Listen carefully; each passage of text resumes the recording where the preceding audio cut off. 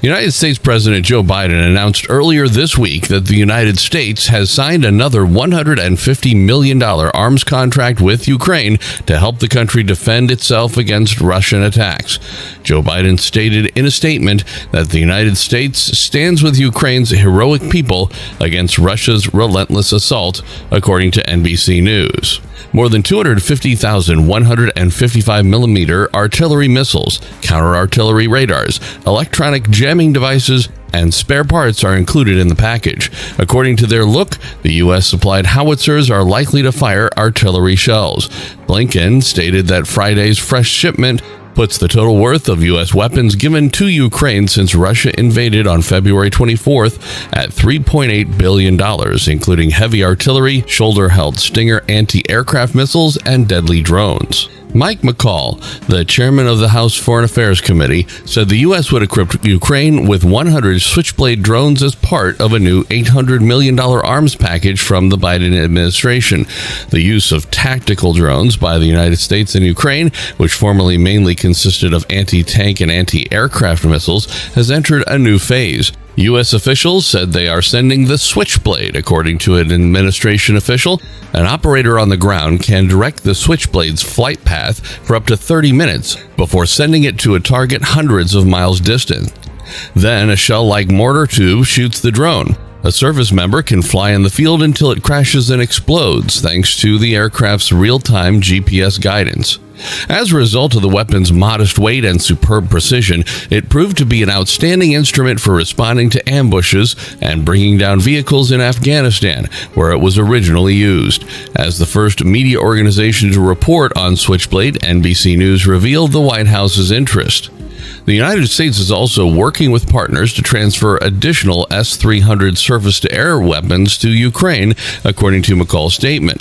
S-300 training should be minimal because the weapon has been used in the country for many years. In accordance with CNN, Slovakia has agreed in principle to provide its S-300 anti-tank missile systems to the Ukrainians.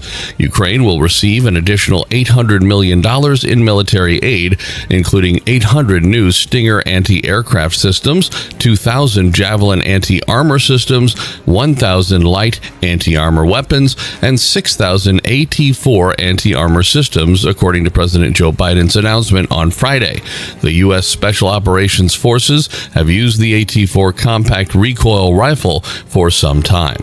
According to President Joe Biden, the United States and its allies and partners are committed to arming the Ukrainian military. The Ukrainian president had just a few hours earlier made a virtual plea to members of Congress to place an airspace prohibition over Ukraine and help his country with extra equipment, says Vladimir Zelensky. Ukraine has asked the United States and its allies for more Stinger air defense systems, anti-tank weapons, armed drones, and long-range anti-ship missiles, according to a Western diplomat familiar with the country's requests. Reports from Reuters news channel also claim that Ukraine has asked the United States and its allies for greater access to ready-to-use electronic warfare equipment and jamming technology for satellite navigation and communications. My mind has wandered off to another place. These words are familiar to each of you today, Zelensky stated. To tell the truth, I'm tempted. With your cooperation, I can keep the skies above us safe. He needs to be given further protection. However, he only mentioned a no-fly zone when speaking to reporters. I believe that's probably still a non-starter, said Senator Shelley Moore Capito, Republican from West Virginia, in an interview with Politico. The number of drones and other tools that would be as helpful may be increased, though. 3 weeks after the assault began, Ukraine successfully defended the capital Kyiv and halted Russian advances. To date, the Ukrainian resistance has faced a confused Russian offensive devoid of strategy and logistics thanks to the Western campaign led by the United States to provide advanced lethal weapons to Ukrainians. Efforts are also being made to obtain Eastern European partners to supply Ukraine with new air defense systems that the United States does not possess. Most of these systems are built by Russia, such as SA-8 and S-300 missile systems. Similarly to its S-300s, Ukraine has SA-8s on hand as well. A short-range mobile air defense system known as the SA-8 remains in Romanian, Bulgarian, and Polish warehouses. In addition, it is still in use by Bulgaria, Greece, and Slovakia for their long-range S-300s. Secretary of Defense Lloyd Austin will travel to Europe this week and visit NATO headquarters in Brussels before returning to Washington, D.C., where he will meet with NATO allies in Bulgaria and Slovakia before returning to the United States. As a result of Russia's increasing troops along Ukraine's border and in Crimea, this acted as a defense drill for both armies, and tensions between the two nations have risen again in recent months. Defense Minister Andriy Taran said in a statement on Saturday that the decision to offer the second half of the security package was timely and reasonable. To our American friends for their significant diplomatic, political, and financial support, Taran said of Washington's over $2.5 billion in defense assistance between 2014 and 2021. The aid from the United States came after the Pentagon certified that Ukraine has made adequate progress on defense reforms this year as required by U.S. law. While in office, the House of Representatives impeached President Trump for allegedly using U.S. aid as leverage to pressure Ukraine into attacking President Joe Biden ahead of the 2020 presidential race, a charge he strongly denies. In the end, Trump was found not guilty by a largely Republican-controlled Senate.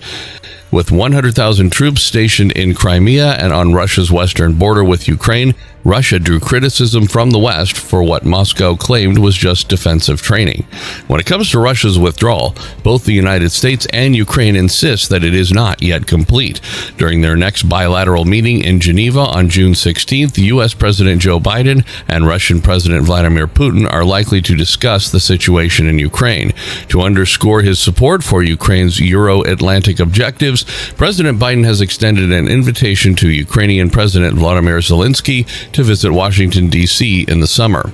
In order to confront Russian aggression, Ukraine relies largely on U.S. help and is eager to join NATO, which the Kremlin fiercely opposes. Zelensky announced in his most recent national address that more than 40 women and children had been evacuated from the Mariupol steelworks on Friday after spending 2 months in underground bunkers, and that diplomatic solutions were being considered to rescue our soldiers. This includes 11 children, according to the Russian Defense Ministry. The UN and Red Cross have been given custody of the evacuated citizens. On Saturday, the humanitarian operation would continue, according to the statement. In the Soviet-era tunnels and bunkers beneath the massive Azovstal facility, a squad of Ukrainian soldiers fighting to the death was said to be still trapped alongside 200 civilians, including children. Although Russia promised a 3-day ceasefire at the plant starting on Thursday, the Ukrainian army stated Russian assault activities by ground and air had continued. Taking Azovstal and Mariupol, two strategically important cities amid a war that has killed hundreds, damaged cities, and displaced more than 13 million people, would be a significant victory for Moscow 10 weeks into the conflict. As the 9th of May approaches, marking the anniversary of the Soviet triumph over Nazi Germany in World War II, it would also be a symbolic success. Ukrainian officials suspect Moscow of arranging a military parade in Mariupol, but the Kremlin has denied any such intentions. Psaki said the G7 leaders would show unity in our collective response to Putin's war on Victory Day, the day before Victory Day is celebrated. Russia has shifted its focus to Ukraine's southern and eastern regions since failing to capture the capital city of Kyiv early on in the conflict, which began on February 24th. What do you guys have to say about the current situation going on between Russia and Ukraine? Tell us in the comments below. That's all for today, guys. If you like this video, hit the like button. Don't forget to subscribe to the channel and press the bell icon for any new updates. See you in the next one.